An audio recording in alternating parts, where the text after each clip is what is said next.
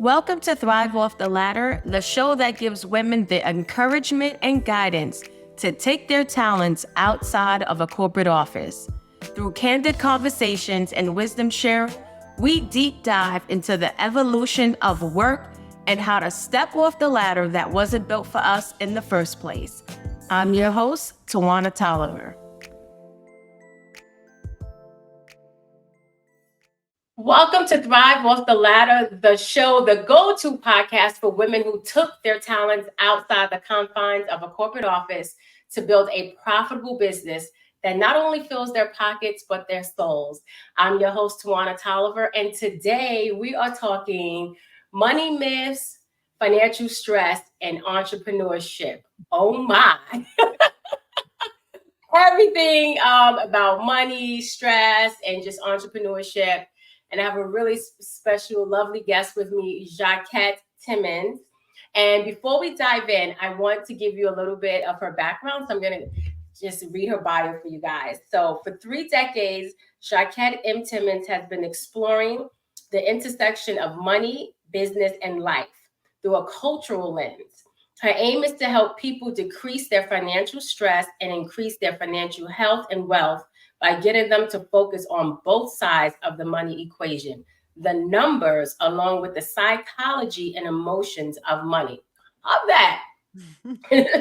Jacquette does this by helping people focus on their relationship with money, because this relationship influences every swipe, every deposit, every fiscal choice you make.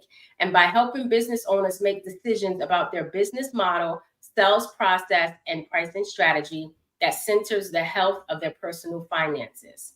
She's the author of Financial Intimacy: How to Create a Healthy Relationship with Your Money and Your Mate, a frequent blogger, creator, and trademark holder of Pricing Made Human, host of the podcast More Than Money, and a staunch advocate for getting people to focus on the human side of money.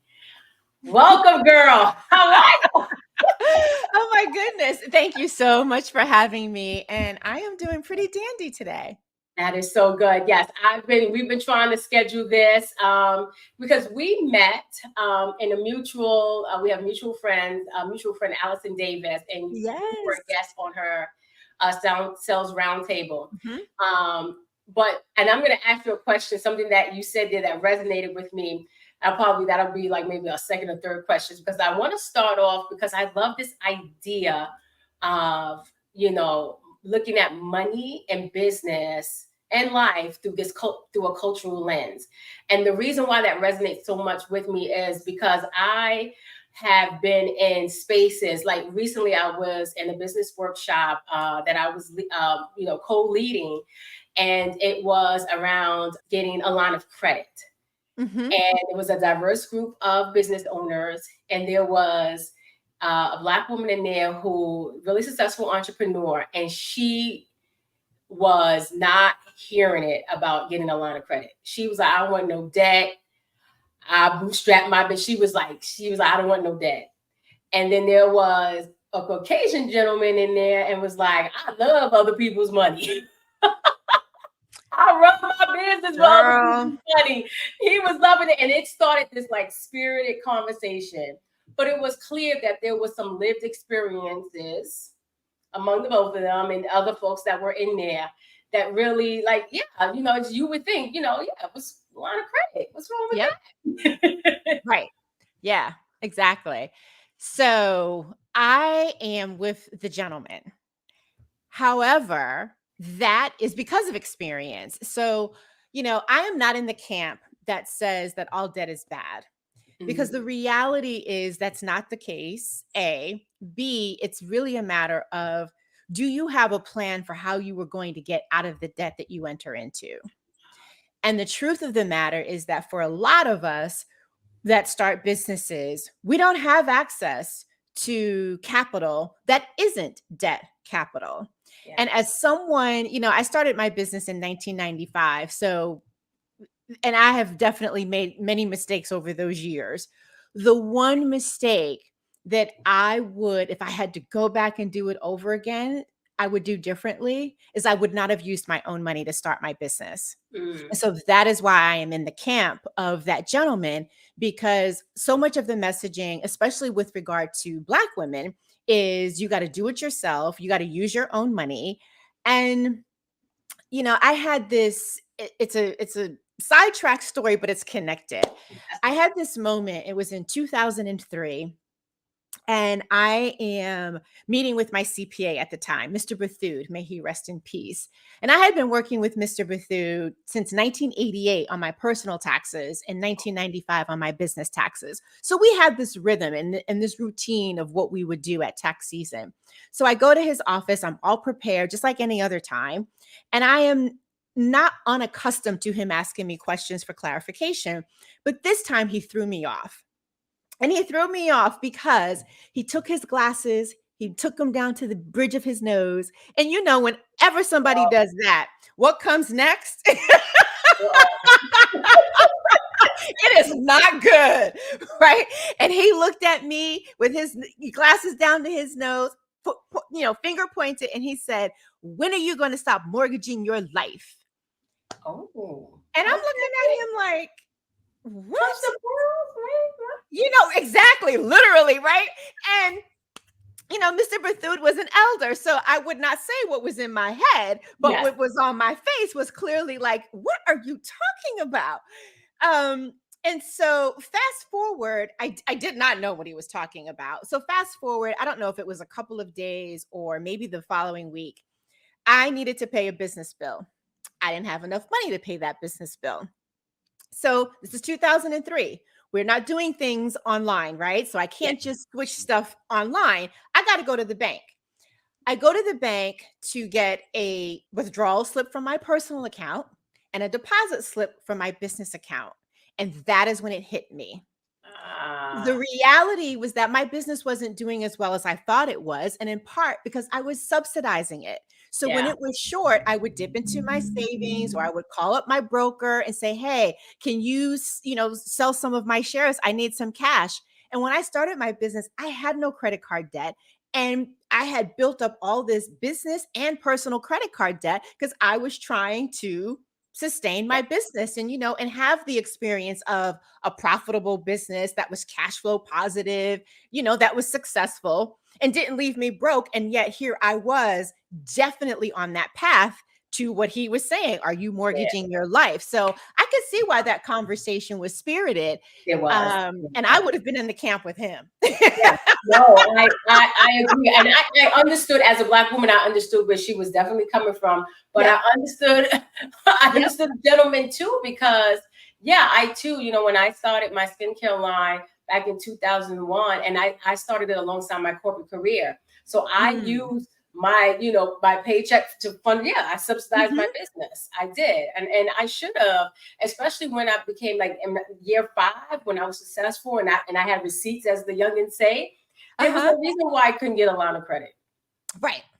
Yeah. Right. Oh, I agree 100%. Yeah. So I would not have used, I would have done one of two things differently. I either would not have used my own money at all, or I would have beforehand put a ceiling on how much I would dip into my savings or how much of my investment portfolio I would sell, so that once I hit that threshold, you got a decision to make. But it's like, I'm not going to deplete everything in the spirit of this, which is why I am so adamant about business owners centering the health of their personal finances in their business decisions around their business model, their sales process, and their pricing. No, I agree 100%. That's excellent. No, absolutely. And that's a good segue into, again, how my eyes popped open when you were in the sales roundtable and you guys were having this discussion on pricing and your pricing strategy. And someone brought up that whole adage. I don't know where it came from, but know your worth and charge. Charge what you're worth. Charge what you're worth, and you were like, oh, I don't, And I can't say the way you say, because even when I try to say to people, they're like, what you talking about? You got to hear her say, I'm telling you, don't say that no more. It's bad. So tell us Exactly. why you don't like that. Oh my God, I have such agree. a visceral reaction to that. And in that particular round table, I was like, ooh, Allison, I hope I'm not making it uncomfortable for your other guests, but I've got to chime in here. Yeah, you had to say it. But not to sugarcoat it, I just hate the language. But I hate the language for two very distinct reasons. Personally, I'm Black. My heritage is Jamaican American. We have an ancestral history where a dollar amount has been attached to someone's humanity in our ancestral line. And so even when people say that, they more than likely don't mean it that way, but that is how I viscerally experience it. And I just think it's wrong to put a dollar amount clearly on someone's body, on someone's humanity. So I dislike it very strongly for that reason, personally. But even if I set my personal feelings about it to the side, the problem with the phrase also is that it doesn't account for actually what you are bringing to the table when it comes to pricing, right? It doesn't take into account that you are answering a question, helping someone, address a challenge, a frustration, or fulfill a dream or desire. It's not taking into account that in order for you to help them do that, you're bringing your education, right? Your formal, your informal education, your experience, the expertise that comes from that, your particular unique skills, talents, gifts, perspective. You're also bringing your network, right? You're also bringing, it's also a matter of the container, right? What you're able to do in an hour is very different than if you're working with someone for 6 months. The pricing should reflect that. And it should also reflect, what do you need your money to do for you? Exactly. No, And that is way beyond pricing based on charge what you're worth. So yeah, that's part of my issue. You explained it perfectly. Now that I have this podcast episode. Now I'm like, I can explain it, but it really, it resonated. I was just like, wait, I never thought of that, because I've said that plenty of times. But it also made me even think deeper and this will segue to the next question, because when saying charge your worth, it also goes to this thing where you are actually putting your worth into your work, right? So for example, right now, business for a lot of folks this year has been really challenging. Mm-hmm. Has nothing to do with even how you run your business. You may have had an amazing year last year, but this year has been really rough. But there are folks who their worth is tied up into how successful their business is. Right. Yes. And that shouldn't be. Yeah. And but to me, that is no different than money. So much of our identity is connected to money and our definition of success, what that looks like, how it feels. So I get the natural, so I don't know if it's natural. I get the intersection. Yeah. And I think what is our responsibility is to make sure that we are working on untangling that, so that we don't measure our worth as human beings by the extent to which our business is doing well or our bank accounts look the way we want them to look. Absolutely. Same thing, even if you're still in corporate, like, Mm-hmm. Based on your title, like, Yep. as you get promoted, Yep. you're still worthy. It doesn't matter. Yeah. Yeah. And I Exactly. really want, and you helped me to think deeply about that. And so now I don't like it. I don't say it. Thank you. Let's start a mission. No. And you're right. Like, you should be strategic about your pricing. Mm-hmm. You should. It's not. Yes, of course. What you have a unique value proposition. Yep. And so I hope folks with that all the time, and that's great. You have features and benefits and things that you do to help folks, and your services or products, whatever the case may be. But at the end of the day, you still need a strategy, because if you have staff, that's part of your strategy, because now you got to pay somebody. Right. Exactly. Yeah. Right? Totally. So yeah. Your words. Yeah. I love that. No, that was totally.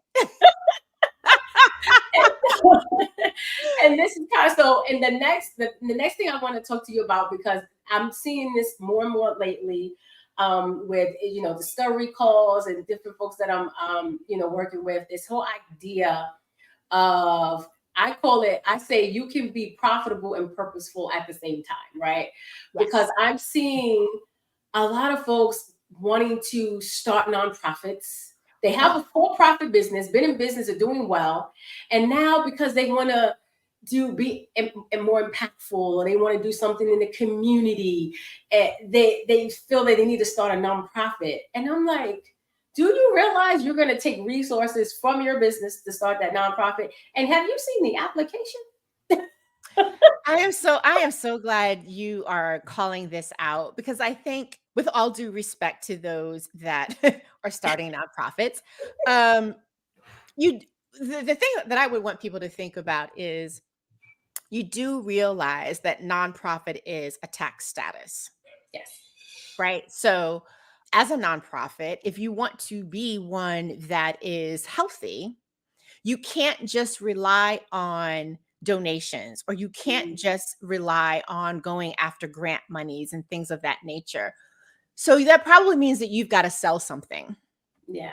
And wouldn't it then just be better to sell that under your for-profit arm and then use those monies and deploy it however you want in a nonprofit fashion? Because Absolutely. here's the other thing. Are you truly creating a nonprofit organization that is doing something so extremely dissimilar from other organizations that are out there? Chances are. Right? And if the answer to that question is no, then why not use your money to support the organizations that already exist, that are already doing that work, and that are probably cash strapped anyway? Exactly. Why are you going to create something else that's going to then create more competition, not in terms of there not being enough organizations to service those that those organizations provide services to, but because there are only but so many places that foundations and governmental agencies are going to be giving money to. So now Exactly. you've got two organizations competing for this pot of money that, whatever the size of it is, it's a pot of money. Why? When you Exactly. could just earn all the money that you want and then donate it. Or No, donate your time, because you Yeah. have time that money has allowed you to create. Yes. No, I agree 100%. I have been like kind of blue in the face trying to explain this to folks, and even try to explain to them what impact is, because if you are creating jobs, if you have a small business and you're able to hire folks, Yep. that's impactful. Exactly. That's Exactly. impactful. If you move from the status of being a solopreneur, and now you may be able to hire a single mom. You don't know what kind of contribution you are actually providing by hiring someone. Yes. So that is Absolutely. impactful. That is impactful. Trust me. And if you have you really build a really small team, and allowing your team to go out maybe every quarter and maybe they pick an organization and they donate their time, that's impactful. Absolutely. And if you work in integrity. Yes. Yes, exactly. Like, let's use that as a measurement too. Exactly. Yeah. I'm If so you're with doing you. business, because unfortunately we live in a day and age where a lot of people are just not working in integrity. Yes, I And if agree. you have the best in class customer service and you're working in integrity, that's impactful. Yeah, totally. Totally. And so I think it's a matter of helping people. And I'm so glad you're having those conversations, helping them to reframe their why around nonprofits in general, but also helping them to reframe what impact looks like. Yes. And it may not be, you may not, do it to 100 people on an individual basis. But if you think about the employees and how because you're paying them well, right? They're able to impact their family, and how that through that one person or those few people, you could get to 100 as opposed to 100 individuals. Does that make Exactly. sense? About a year or so ago, somebody posted a meme that said six figures is different. Earning six figures is different than taking home six figures and a salary of six figures, or something to that effect.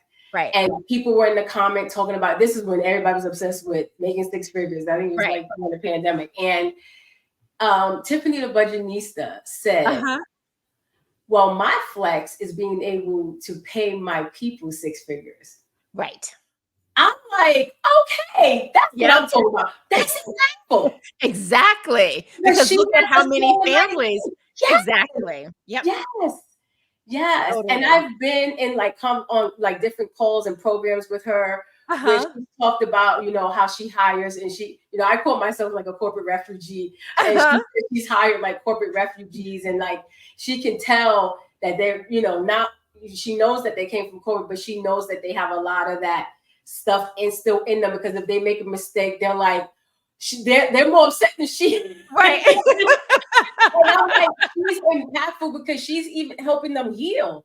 Yes. Yes. Yes. Yes. Yes. Yeah. She and I were on a panel in September. Yes, September, talking about financial stress with Black women in particular. So, Yes. yeah. Well, great segue into the next question. Financial stress. So, you know, like I said, this has been a challenging year. Mm-hmm. This has been challenging. And people are like, I don't know about this entrepreneur stuff. Now, It's not for the faint of heart. it's not for the faint of heart. It's not for the faint of And heart. yeah, so and I've heard folks, you know, like really like they want to throw in the towel and all of the things, and that's totally fine. You don't have to. I tell folks, you don't have to prove anything to anybody or anything. Right. I was at Luminary a couple of weeks ago. I think Ah, for Rising Live, and the woman who started Donut Plant, I think it was called Donut Plant in New York. okay. I think it was called Donut Plant. Okay. I think. Oh God, forgive me if I'm forgetting the name, but she sold donuts. Line was always out the door. Okay. She closed her doors early this year, so she was on the panel. They introduced her, and I yelled out, "I miss you!" So, even though I don't live in New York no more, but them donuts were so daggone good. Oh, wow. But she talked about the decision to close her business Mm. and all of the things that went around that, and she was doing well. You know, she had a lot of ebbs and flows. She had a time where she wasn't doing that well. Mm-hmm. And then she was able to do well and close on a positive, you know, positive Okay. cash flow. But I know she got a lot of flack from, I just, maybe not, you know, I don't know about her personally, but I know from customers, she probably got a lot of flack. Right. Because Well, you know, I think it's so funny. Customers always have a lot to say. and I get it, and I get it, and so forth. But you have to. She was so comfortable in that decision. Good for her. Good for her. But you know what? Her process to get to that decision, to get to that degree of comfort, probably was not so comfortable. Yes. But Yes. now she is at peace, and that's why Yes. she can be comfortable with it. So good for Yeah. her. Yeah. And so I just, you know, I'm wondering like what advice or what are you telling folks that are seeing this you know, financial stress at this time? Like, how are you helping? Are you helping folks navigate that in any way? So the short answer is yes. Diving into it though, I think there are two things to think about. One is that we are always dealing with some degree of stress, Yeah. right? And so the question becomes, is it stress that's healthy for you because it is helping you to stretch beyond your current boundaries, Mm. and it's helping you to be creative and things of that nature? So if we set aside, you know, the healthy stress that's not chronic and overbearing, and then focus on the things that are chronic and overbearing, I think some questions to consider is what's really causing that stress. Because when you think about very broadly the fact that there are four things that you can do with your money: earn it, save it, invest it, or spend it. The stress comes about because one or two of those areas are in conflict with one another. And you might just describe it as, oh, I'm feeling really stressed. But unless you've actually paused to take a look at what's going on in each of those different areas, you might not be paying attention to what specifically is causing that conflict. And if you identify that, embedded in that identification process might be an opportunity to figure out, well, how do you reduce that stress? How do you minimize it? How do you manage it? So that's one part of it. I think the other thing to pay attention to is once you've identified it, how much time are you spending trying to address it? PwC, since we're talking about, our former corporate days, PwC annually comes out with a study around financial wellness. And I haven't seen the 2024 one. I'm not sure if it's out yet, but around this time, 2023, the numbers, if I'm not mistaken, so don't hold me to the accuracy, I think it was 47% of people reported feeling financially stressed, or 49% reported feeling financially stressed, and 57% reported feeling so stressed that they were distracted and spending 3 hours per week at work dealing with whatever the financial stressor was. So that means that that person is not productive, they're not focused, they're distracted, right? They're not engaged. They're not doing their work well. And if that's you and that's your business, then that means that you are not in a position to show up your best for your clients. So I think the first thing is to first separate good stress versus the chronic unhealthy stress. And then if you're focusing on the second group, what is truly causing that stress, and to then do an audit of how much time are you spending trying to address that, because maybe you are not doing the things that would be most beneficial to you to address it, because you're so focused on, I got to relieve this immediate pressure, that you're not thinking about, well, how do you do that? And how do you address the long-term implications of that stress? Oh, I love this. That's so good. That's excellent, because I don't think that's a good way to really look at it. And I love this idea of like the 4 things to do with your money, and one of those things is earn it. And there's so many ways to earn money, even as an entrepreneur. Yeah, absolutely. Yeah, and I want to set somebody free today and let them know that even if you're an entrepreneur and decide to take a position, you can still work for somebody else and have an entrepreneur mindset. Yes, absolutely. Absolutely. You can still work for someone, have an entrepreneur mindset too. You don't necessarily have to go back to corporate either. Right. That's another thing too. Right. There's so many other, I mentioned Tiffany the Budgetnista, like working for another small business. So there's just so many things that you can do when you have to earn money. And so I love that. Thank you for sharing that. Oh, you're welcome. You're welcome. And if I can piggyback on that, I think the other thing is some people, when they are feeling stress, their immediate go-to is what can they cut? Yes. And sometimes, you notice I mentioned earn, not cut. Right. Yeah. Well, that's why I wanted to bring that up. I wanted to piggyback on that, because I think the immediate thing is, well, what can I cut? But at some point you can't cut anymore. Yes. And so you have to focus on how can you earn more and being more open and creative about how you go about doing that. So that's why I wanted to, amplify that. Thank you for saying that. Thank you. Yes, because after a while you can't cut. And then and especially if you have a small team, you may really need that team. Yes. Help you exactly. grow. Yeah. So then let's not make that your first choice. Exactly. I think you can be definitely really transparent with them, because you'll be surprised, especially if they are, I had an interview a couple of weeks ago on building a people first team. And if you have folks on your team who are really on the front line with your clients, Mhm. You need to be transparent with them on the day-to-days of what's happening as far as, the money stuff in Yep. your business, Yep. because you never know, they may be sitting on the idea. Girl, let me tell you. When I started sharing, I don't like the term virtual assistant, but the reality is we don't Oh, live in tell the me why same. so I can stop using it.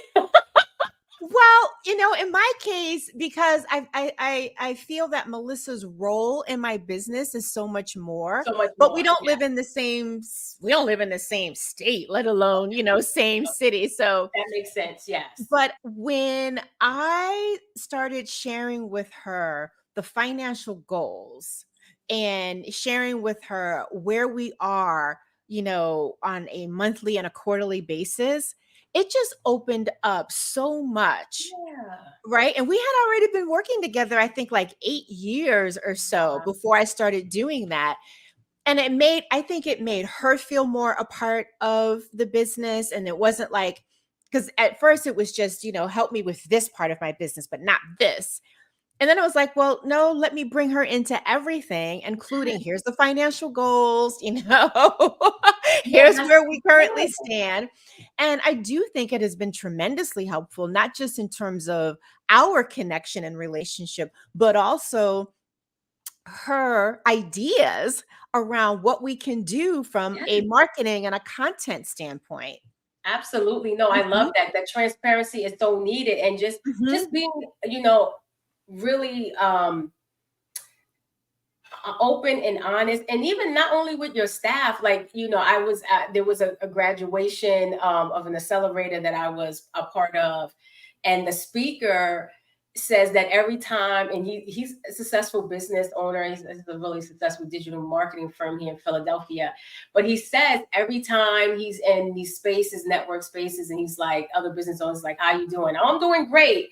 And if you keep saying I'm doing great and you're really not doing great, he said you missed the opportunity to have somebody actually help you.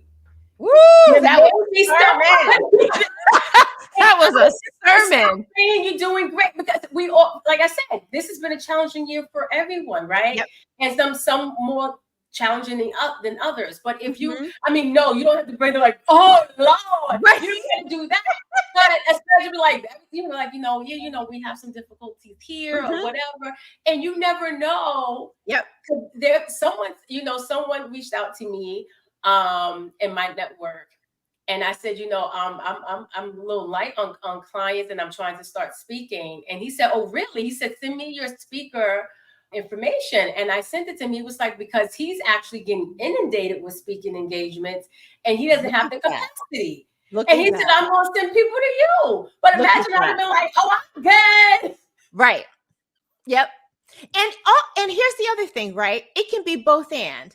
Yes. You can be I'm good and I'm great, and there is still a gap that Again, needs to be filled, exactly. right? Yeah. So I think if people think of it as both and, they can be less attached to, oh, the God, if I tell someone that things are not going great, they're going to think a certain way. You can say, well, things are going great, but they could be better. And here's how Yeah. they can be better, or whatever. But it doesn't have Yeah. to be either or. It doesn't have to be either or, and it does again have to tie into your worth, because right, it just, Right. yeah, I love that. Thank you. Yeah. Yeah, that we definitely needed to touch on that.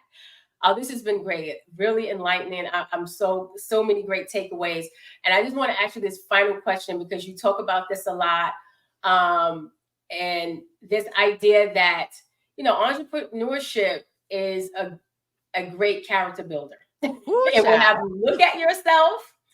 It's not for the faint at heart. Even if you're successful, it's not for the faint at heart.